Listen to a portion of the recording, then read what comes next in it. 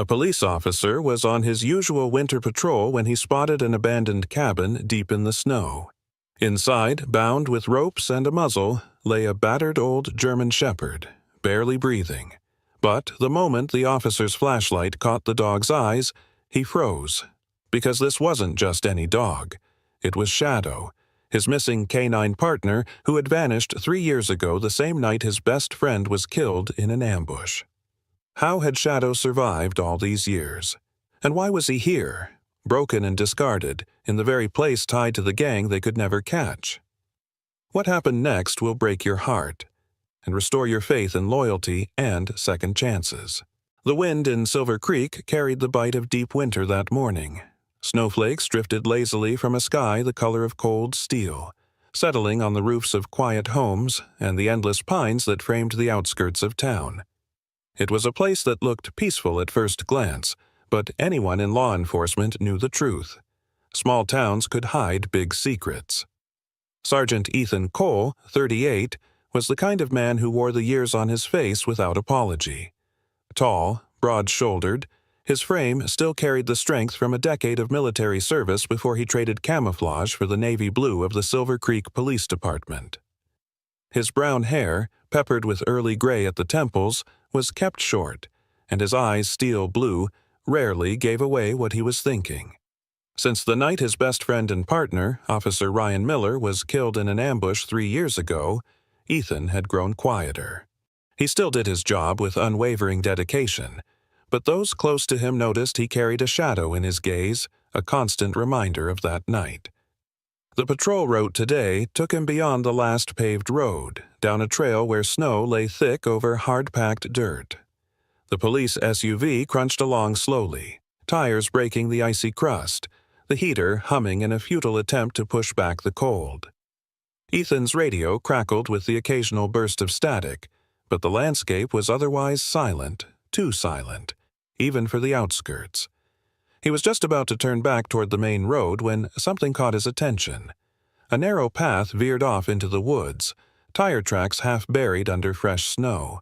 At the end of that path, half hidden between skeletal aspens, sat a weathered log cabin. Its roof sagged under the weight of snow, windows clouded with frost and grime, the kind of place the town's children probably dared each other to approach on Halloween. Ethan stepped out into the cold. The air hit him like a wall, sharp enough to sting his lungs. His boots crunched over the icy ground as he approached the cabin, the sound muffled by the thick blanket of snow. The front porch groaned under his weight, the wood brittle with age and neglect. He tried the door unlocked. The smell hit him first. A mix of damp wood, rusted metal, and something alive but fading. His eyes adjusted slowly to the dim light seeping through cracked boards. That's when he heard it, a chain dragging, a ragged, shallow breath. The sound came from the far corner, where the shadows pooled thickest. Ethan's hand hovered near the grip of his sidearm, not out of fear, but readiness. He took a cautious step closer. That's when the shape moved. It was a dog, large even in its hunched state. A German shepherd, its once proud coat now dull and matted, patches of fur missing to reveal raw, weathered skin beneath. Its muzzle was bound tight with a strip of worn leather, its legs secured with rope. Every breath rattled through its chest, each one a fight. But its eyes. Those eyes burned with a light Ethan knew better than his own reflection. Shadow. For a heartbeat, he couldn't move. Memories slammed into him.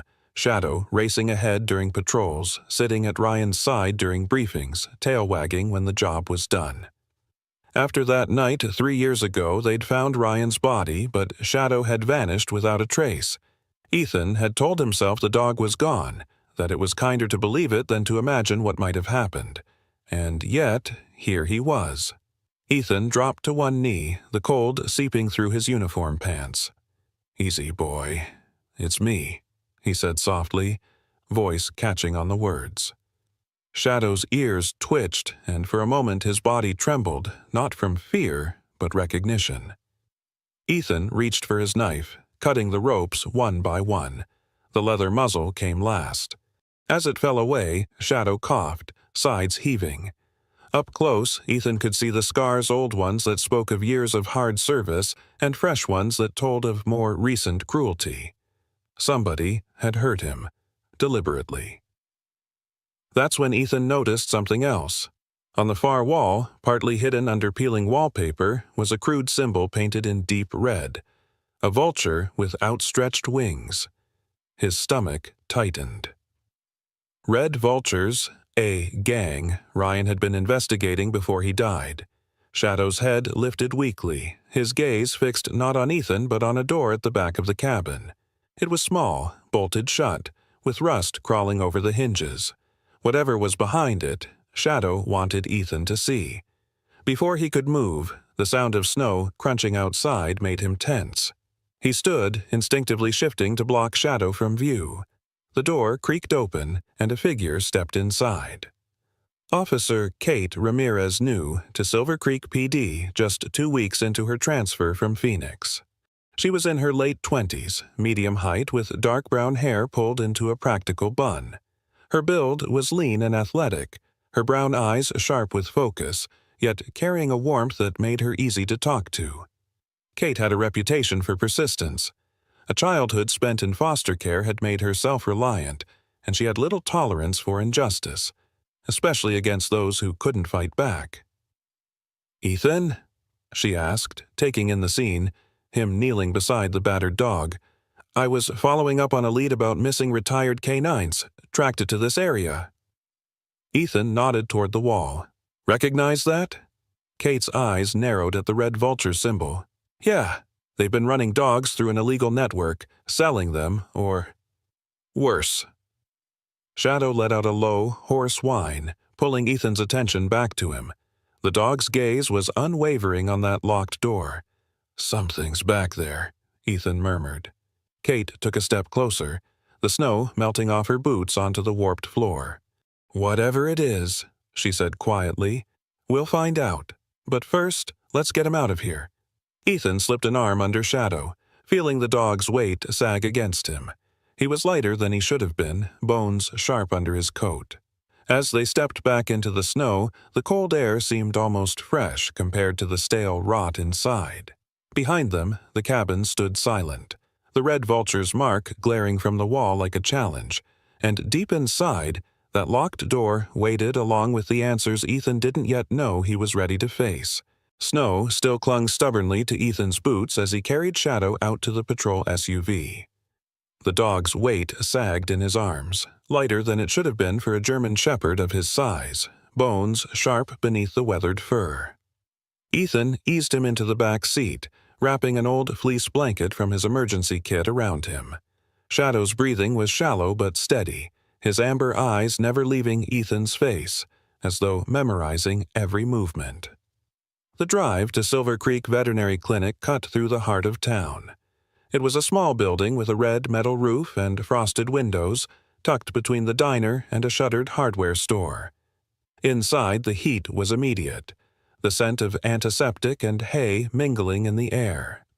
Behind the counter stood Dr. Hannah Brooks, a woman in her mid-40s, tall and angular, her posture straight as if she'd been trained to stand at attention.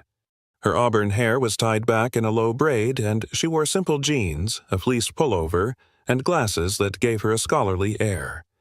Hannah had served 10 years as a field veterinarian with the National Guard before returning to her hometown to open the clinic. That experience had made her calm under pressure, but it had also left her with little patience for people who neglected or abused animals. She came around the counter the moment she saw Ethan carrying Shadow. "My God," she murmured, her voice dropping. "What happened to him?" Ethan laid Shadow gently on the padded exam table. "Found him in an abandoned cabin outside the North Woods. He's mine. Or he was." Hannah glanced up sharply, her green eyes narrowing. "This is Shadow?" Ethan nodded. The recognition in her face said enough. Shadow's reputation as a disciplined, fearless canine had reached nearly everyone in Silver Creek before his disappearance. Hannah's hands were firm but gentle as she began her examination. Shadow flinched at the touch on his hind leg, a scar there still puckered and pale from an old wound.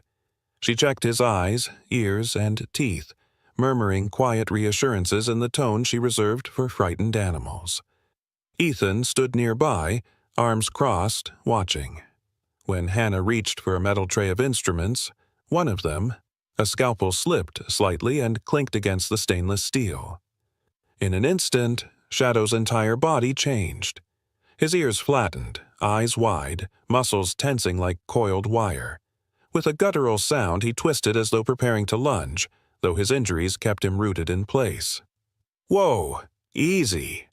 Ethan stepped forward, placing a steadying hand on the dog's shoulder, but his own breath had caught because, for a split second, it was as if he was back in that alley 3 years ago. The flash of gunfire, Ryan's shout cut short, Shadow's snarl as he broke formation to protect his handler, the chaos that followed, and then nothing. Ethan blinked hard, pulling himself back to the present. Shadow's breathing slowed under his touch, but the tremor in his legs remained. Hannah looked between them. "That's a trigger response. Someone's used metal chains, restraints against him, badly." Before Ethan could respond, the clinic's door swung open. Cold air swept in, carrying the scent of snow and engine oil. Officer Kate Ramirez stepped inside, removing her gloves. Her cheeks were flushed from the cold, her breath visible in the warm room. She gave Ethan a quick nod before her gaze fell to Shadow. "So, this is him." Ethan gestured for her to come closer. "What brings you here?" Kate rested a hand on the back of a nearby chair. "I followed up on something after leaving the cabin. There was a truck, big, boxy, with metal ventilation slats on the sides. I only caught part of the plate, but it had a rack of cages in the back. It was parked less than a mile from where you found Shadow." Ethan's brow furrowed. "Transport for the Red Vultures?" Kate's lips pressed into a thin line. "Likely. And here's the thing, the truck smelled like heavy industrial oil, the kind mechanics use on older diesel engines." At that, Shadow's head lifted. His ears twitched, nose working, a low rumble in his throat. Ethan crouched beside him. "You know that smell, don't you, boy?" Shadow's gaze flicked between them, sharp and alert despite his exhaustion. Ethan remembered it now. When they'd entered the cabin earlier, Shadow had frozen, sniffing the air before fixing his stare on the locked back door. That same scent had been in the room. Hannah, who had been listening, leaned in to check the dog's neck. Her fingers brushed through the matted fur until they stopped at a small, raised scar near his collar line. When she parted the fur, Ethan and Kate could see it clearly, a thin cut shaped like an X. "That's no accident," Hannah said grimly. "That's a mark. Someone did this on purpose." Ethan's jaw tightened. The Red Vultures had their signature in more ways than one. If they'd marked Shadow, they had intended to keep him or break him. Kate straightened, the crease between her brows deepening. "If that truck's still in the area, they're moving more than just one dog." Ethan glanced down at Shadow, his hand finding the dog's paw. "Then we'd better find it before they disappear again." Shadow didn't move, but his eyes followed Ethan, steady and unblinking, as if he understood every word. The winter sun had already dipped below the jagged tree line when Ethan guided the SUV back toward the cabin. The headlights cut narrow tunnels of light through the swirling snow, the rest of the world fading into shadow. Beside him in the passenger seat, Kate Ramirez sat with a notepad balanced on her knee, jotting down a short list of potential leads from the clinic visit. In the back, Shadow lay curled on a thick blanket, head resting on his paws, his gaze fixed on the dark road ahead.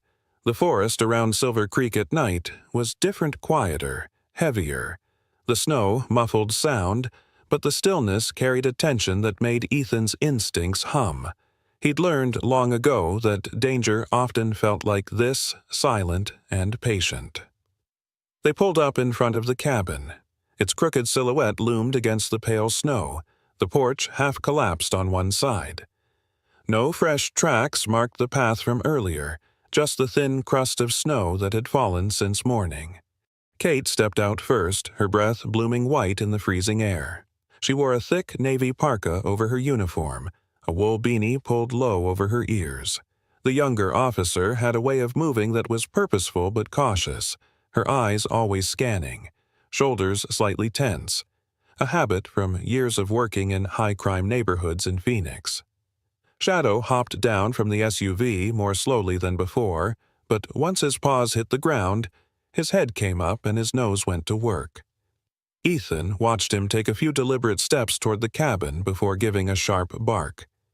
Inside, the air was colder than the night outside. The weak beam of Ethan's flashlight swept across warped floorboards, and the long shadow of the red vulture's symbol still glaring from the far wall. Shadow's nails clicked softly as he moved toward the back of the cabin, the same place he had fixated on earlier. The locked door was still there, the rusted bolt across it holding fast. Ethan tried the bolt. It resisted, groaning against decades of neglect. With a grunt, he forced it open, the sound of snapping rust echoing through the cabin. The door swung inward to reveal a small storage room. The smell hit them first. Stale fur, rust, and the faint tang of old blood. Against the back wall were 3 iron cages, their bars eaten through with rust. Inside one, an empty water bowl sat beside a chewed length of rope. Kate crouched, her flashlight catching on something near the base of the second cage. She reached in with a gloved hand and pulled out a tuft of fur, white, coarse, clearly from a different dog than Shadow. "Not his," she said quietly. "Means they had others here." Shadow padded up beside her, sniffed the fur, then gave a sharp, urgent bark. His tail was stiff, his stance tense, a clear signal he recognized the scent. On the dusty floor near the third cage lay a folded, water-stained scrap of paper. Ethan picked it up and carefully unfolded it. A series of numbers and letters filled the page coordinates. They were scrawled in a hurry, the pencil marks faint but legible. Kate leaned over his shoulder. "That's north of here, way out by the old service roads." Ethan nodded but kept scanning the paper. If these are accurate, they could be drop sites or holding pens. Kate stood, brushing dust from her gloves, and moved toward the doorway. The weak beam of her flashlight swept across the porch as she stepped outside, catching on something metallic half buried in the snow. She knelt, brushing it free with her fingers. It was a spent, shell-casing, polished brass dulled by the cold. Kate's brow furrowed.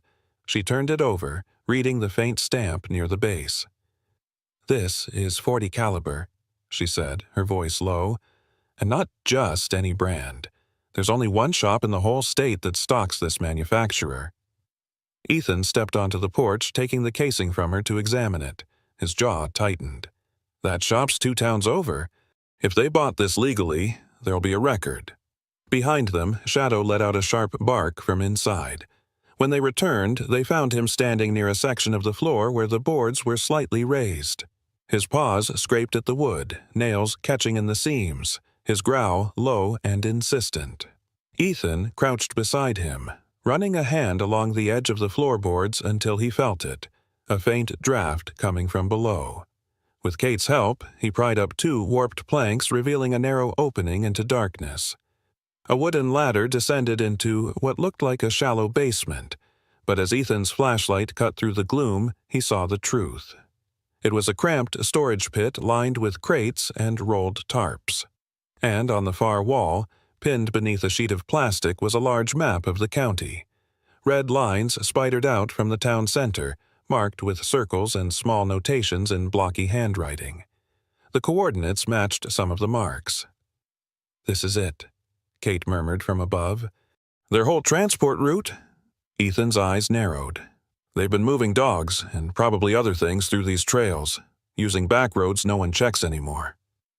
Shadow stood at the edge of the opening, his ears pricked forward, tail rigid.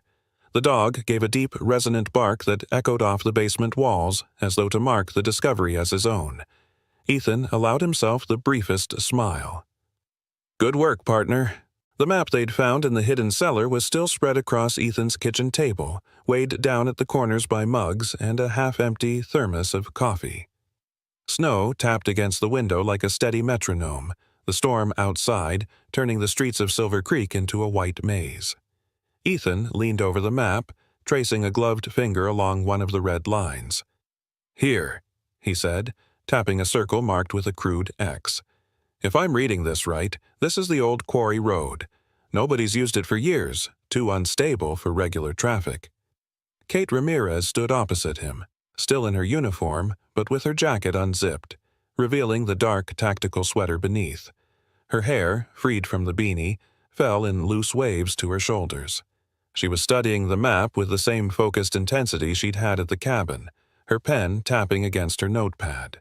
"You think this is where they've been staging the dogs before transport?" she asked. Ethan nodded. "The coordinates match. And there's an abandoned warehouse near the quarry, plenty of room. Easy to keep hidden." Shadow, lying on a thick blanket beside the table, lifted his head at the sound of Ethan's voice. His amber eyes followed the conversation like he understood every word. His breathing had steadied since the night before, but the stiffness in his movements was still there, each shift of his body carrying the weight of pain that never quite left. Before they could plan their next move, a knock at the door interrupted them. Ethan crossed the small living room and opened it to find Dr. Hannah Brooks standing there, her parka dusted with snow. Hannah stepped inside, brushing the snow from her braid. "I thought I'd check in," she said, setting her leather medical bag on the counter. "And I needed to see Shadow again." Her gaze landed on the dog and her expression softened, though the professional concern never left her eyes. She knelt beside him, running skilled fingers along his spine and down his legs. "He's stable for now," she said, straightening, "but his muscles are strained and his hydration's low. If he pushes himself too hard before he's ready, he could relapse fast. That kind of stress could be fatal for a dog his age." Ethan glanced at Shadow, who gave a faint thump of his tail against the blanket as if to disagree. Kate crossed her arms. "He's already proven he wants to be involved. When he caught the scent of that oil yesterday, he knew it meant something." Hannah sighed, looking between them. "I get it. I've worked with working dogs long enough to know you can't just bench them. But you'll need to pace him. Short bursts, keep him warm. And if he shows signs of collapse, you stop, no matter what." Ethan agreed reluctantly, though in his gut he already knew Shadow wouldn't be sitting this one out. Kate reached into her jacket pocket and pulled out a small evidence bag. Inside was the spent .40 caliber bullet they had found in the cabin's basement. She placed it beside the casing she'd picked up on the porch. "They're the same manufacturer," she said, her tone decisive. "And I checked, there's only one shop in the state that sells this brand." Ethan picked up the bag, turning it over. "And you think whoever bought these is connected to the truck you saw?"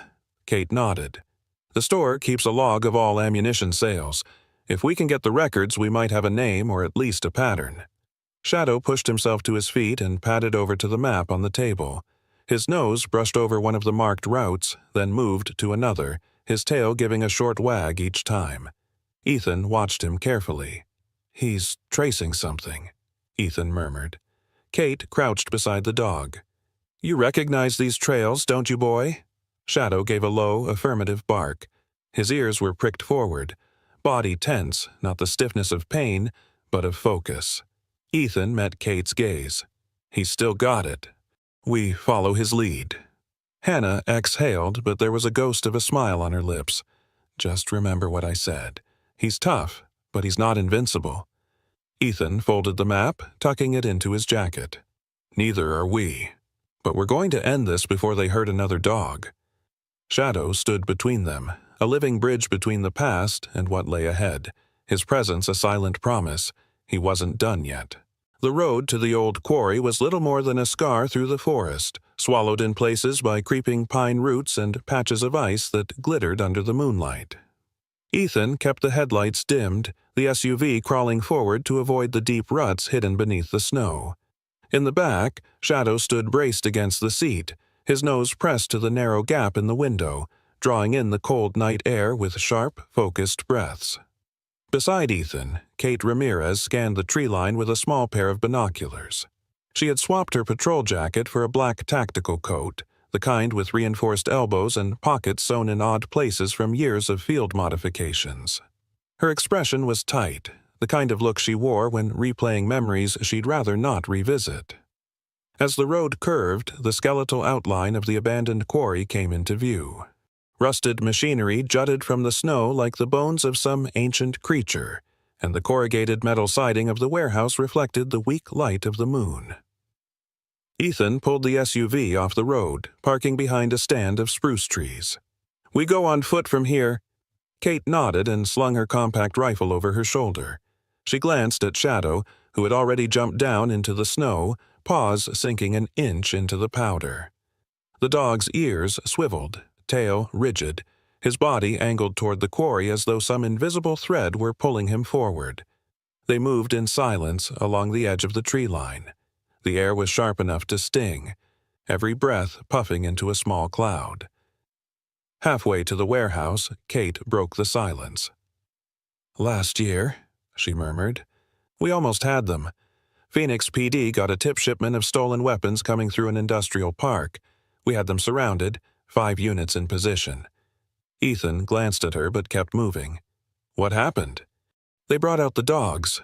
Her voice flattened. "Retired canines they'd stolen, muzzled, chained, but they made sure to put them between themselves and our lines. None of us could risk a shot. By the time we secured the animals, the vultures were gone." Ethan felt the weight of her words settle over them. Shadow's steady pace ahead seemed to echo the unspoken truth: these men had learned how to weaponize loyalty itself. The warehouse loomed larger as they approached, its sliding doors crooked on their tracks. One bent just enough to allow a man to slip through.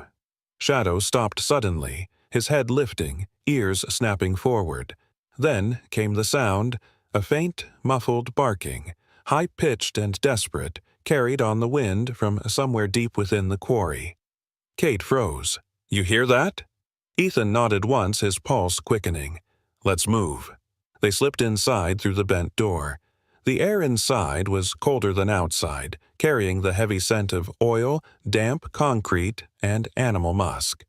Shafts of moonlight cut through holes in the roof, painting thin silver bars across the floor. Shadow took the lead, his nails clicking softly against the concrete as he followed the sound. They passed stacks of broken pallets and rusting barrels until the barking grew louder, joined now by a chorus of low whines and the metallic rattle of chains. At the far end of the warehouse, partially hidden by hanging tarps, was a makeshift pen. Ethan and Kate pushed the tarp aside to find a row of chain-link kennels, each barely big enough for a dog to turn around in. 6 dogs were inside, 5 German shepherds and 1 Belgian Malinois, each with a thick chain around its neck. Their fur was dirty, eyes wide with fear, but they weren't feral. They stood and leaned toward the visitors, tails wagging weakly at the sight of people who weren't shouting or striking them. Shadow stepped forward, tail low but wagging, pressing his nose to the first kennel. The shepherd inside sniffed back, letting out a short, almost relieved bark. Shadow moved from kennel to kennel, each dog reacting as though he were delivering some unspoken promise. Kate crouched beside one kennel, her gloved fingers brushing the chain. "These aren't strays. They've been trained. Some of these collars are custom issue. These are all working dogs." Ethan scanned the walls, his eyes catching on a clipboard hanging near the gate. The papers were smeared with grease, but the handwriting was clear enough.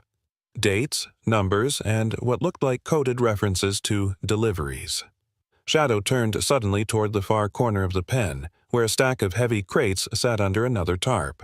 He barked once, sharp and commanding, then looked back at Ethan. Ethan moved to him and pulled the tarp aside. Behind the crates was a narrow doorway, the frame reinforced with fresh lumber. A heavy padlock hung from the latch. Kate eyed it. Locked. Ethan gave a grim smile, producing a small pry bar from his jacket. "Not for long." The lock gave after a few seconds of force, and the door swung inward.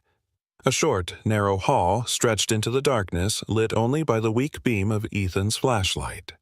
The barking from before was louder here, mixed with the shuffling of paws on concrete. When they reached the end, they found a second room lined with kennels, these ones occupied by dogs that were younger, leaner, their muscles coiled with nervous energy. Each kennel had a tag breeds, estimated age, and notes on training potential. Kate's jaw tightened. They're cataloging them like merchandise. Shadow walked the row, stopping at one kennel where a young shepherd pup lay curled against the back wall, too weak to stand. The old canine's nose touched the bars, and the pup's eyes opened, just enough to focus on him. Ethan felt something tighten in his chest. "We get them all out.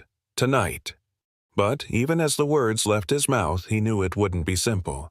The sound of a distant engine rumbled somewhere outside, carried faintly through the metal walls. Shadow turned toward the noise, body stiff, his bark low and warning.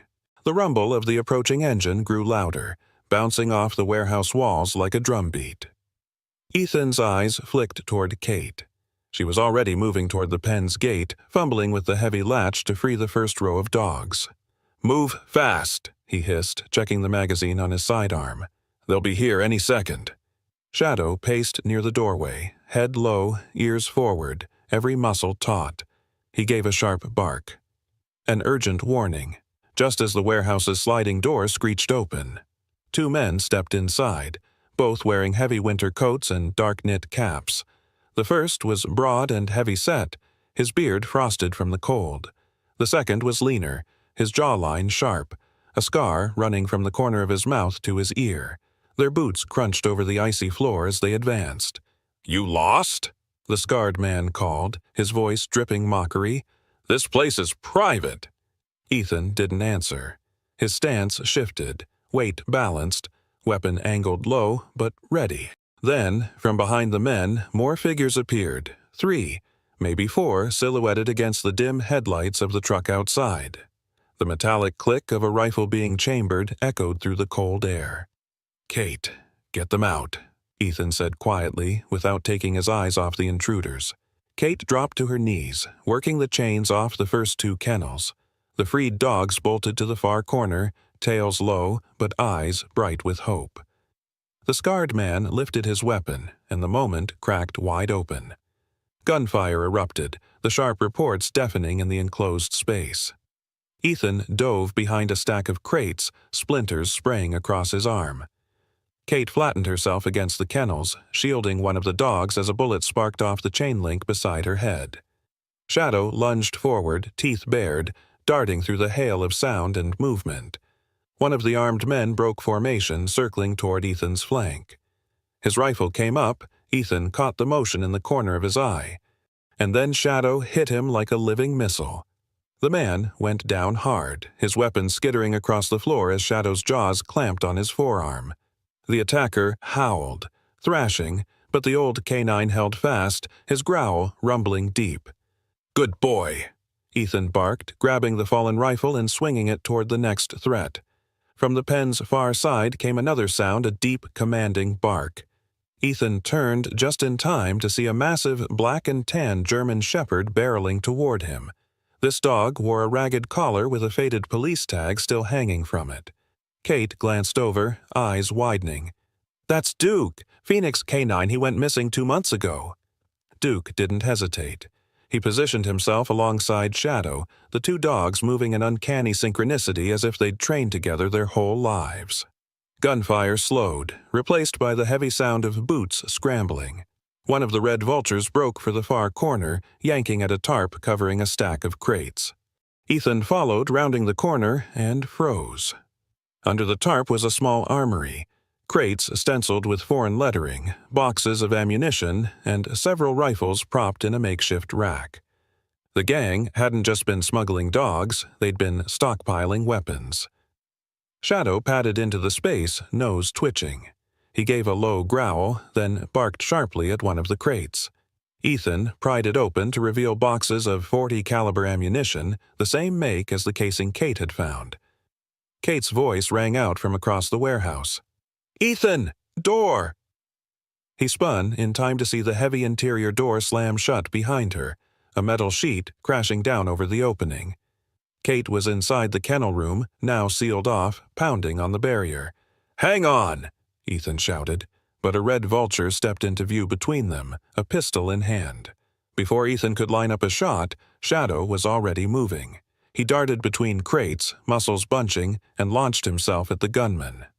The pistol fired once, the bullet sparking against the concrete, but Shadow's weight took the man down. The scuffle was short and brutal, ending with the weapon skidding away and the man groaning on the floor. Ethan grabbed the keys from the man's belt and sprinted to Kate, unlocking the barrier. "You good?" he asked, scanning her quickly. She nodded, breathing hard. "Yeah, let's finish this." By the time the last of the gunmen were subdued, some groaning, some unconscious Duke and Shadow stood side by side in the middle of the warehouse floor, tongues lolling, chests heaving. They were battered, but unbroken. Ethan met Kate's eyes. "We've got the dogs, and their whole supply stash." Shadow gave one last sharp bark, as if to punctuate the victory. The warehouse was quiet now, the echoes of gunfire replaced by the steady panting of dogs and the low creak of the building settling in the cold.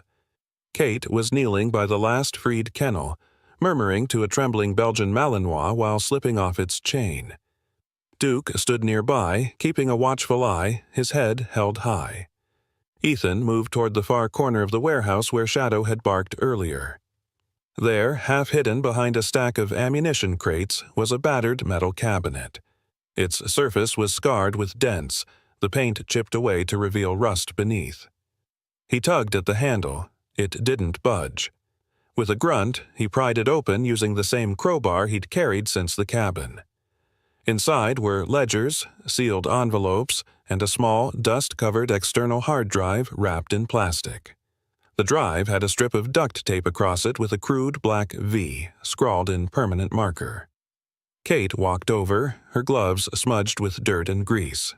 "Please tell me that's what I think it is." Ethan held it up. "If they're keeping digital records, this is everything. Transactions, locations, contacts, maybe even the hierarchy." On the top shelf of the cabinet was a manila folder. Ethan pulled it down, flipping through quickly. His stomach tightened as he saw a series of grainy surveillance photos. Ryan Miller, captured from different angles. Most were dated from before the ambush 3 years ago, but one was marked only a week before his death. Wedged between the photos was a single page, covered in tight, messy handwriting. Ethan scanned it, his jaw tightening. They weren't just after Ryan. They were after what he knew. Names, safe houses, drop points, and when they couldn't get it from him. His voice faltered, eyes flicking toward Shadow. Kate's brows furrowed. "They took Shadow." Ethan nodded grimly. 3 years. They tried to break him, and he never gave them anything. As if sensing the weight of the words, Shadow padded over, sitting heavily at Ethan's side. His amber eyes met Ethan's, calm but tired, a silent acknowledgement of the years lost. Kate glanced at the folder, then back to Ethan. "We need to move. The FBI's going to want this yesterday." They gathered the documents, tucking them into Ethan's gear bag.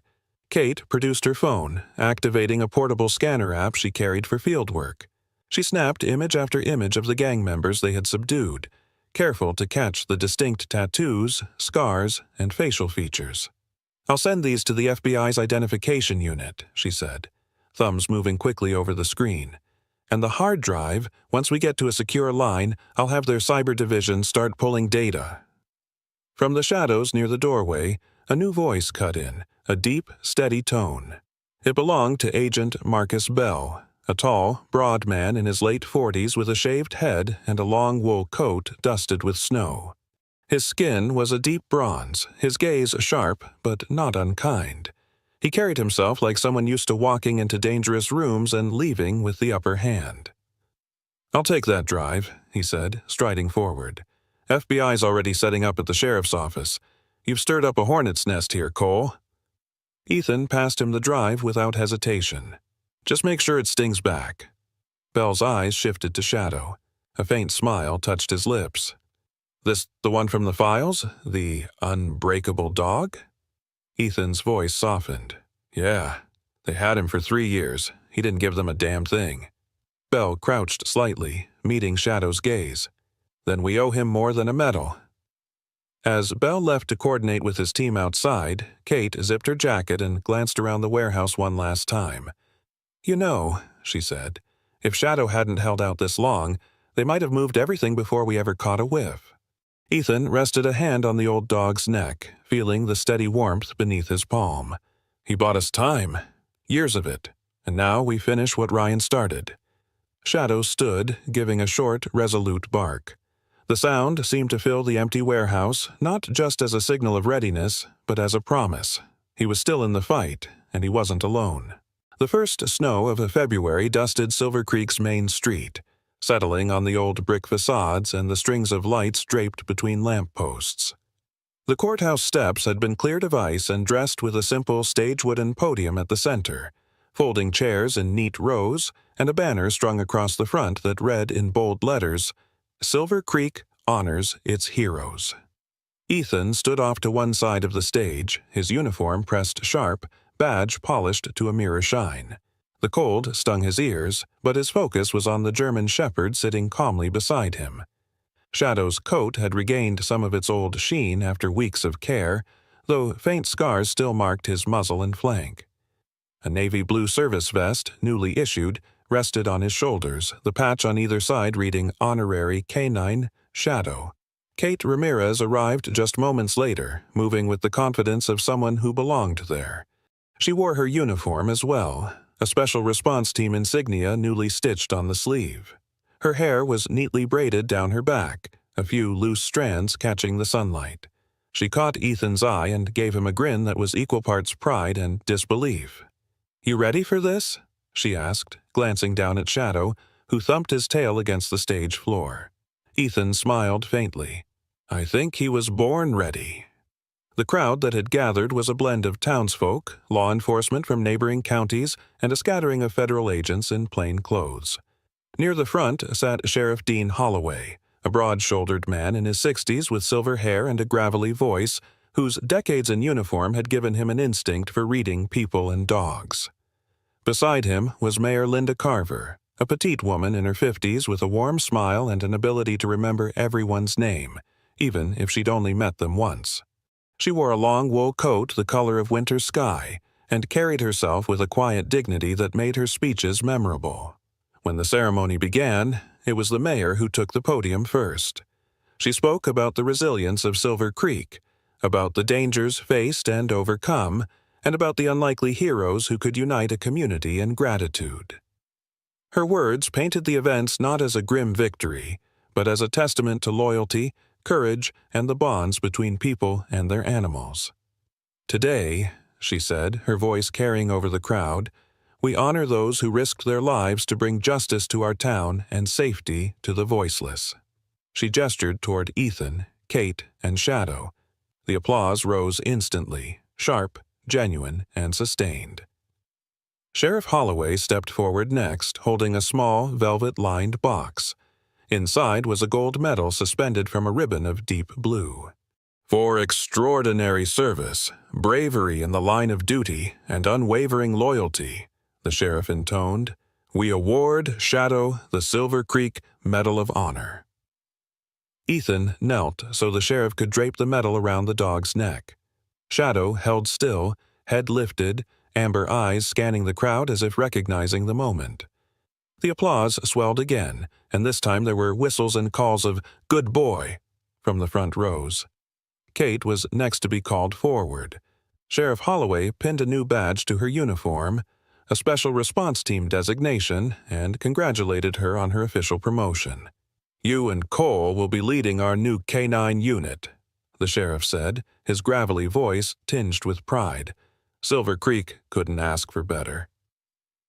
When the formalities ended, the stage cleared slowly. People came forward to shake Ethan's hand, to kneel and scratch Shadow's ears, to thank Kate for her service. The cold air was filled with the mingled scents of fresh snow, hot coffee from a vendor cart, and the faint musk of working dogs. As the sun dipped toward the horizon, painting the snow in gold and rose, Ethan led Shadow toward the edge of town where his truck was parked. Kate walked with them, her new badge catching the light. They paused on a small hill overlooking Silver Creek, the rooftops dusted white, the streets glowing with lamplight. Ethan crouched beside Shadow, running his hand along the dog's strong neck and over the medal that rested against his chest. "You're home now, old friend," he murmured. Shadow leaned into him, tail flicking once before settling into the snow at Ethan's feet. Kate looked out over the town. "Feels like we closed a chapter today," she said. Ethan nodded. "Yeah," and started another. In that quiet moment, golden light fading, the town safe for now, and the steady warmth of Shadow at his side, Ethan knew this was more than just an ending. It was a return, a promise kept, and a bridge between the past and what lay ahead. Sometimes the greatest miracles do not arrive with thunder in the sky or fire from heaven, but in the quiet return of a loyal friend. In the wag of a tail that never gave up, and in the courage to stand by what is right even in the darkest moments. Shadow's story reminds us that God's hand can work through loyalty, love, and endurance, guiding us back home no matter how far we have wandered. In our daily lives we may face battles no one sees, carry wounds no one knows, yet, like Shadow, we can choose to keep faith, hold on to hope, and wait for the light to break through. It is often in these small, steadfast acts that we see the presence of God most clearly. If this story touched your heart, share it with someone who needs hope today. Leave a comment below and write Amen if you believe that God still works miracles in our world. Remember to like this video, subscribe to the channel, and may God bless each of you and your families with strength, protection, and peace.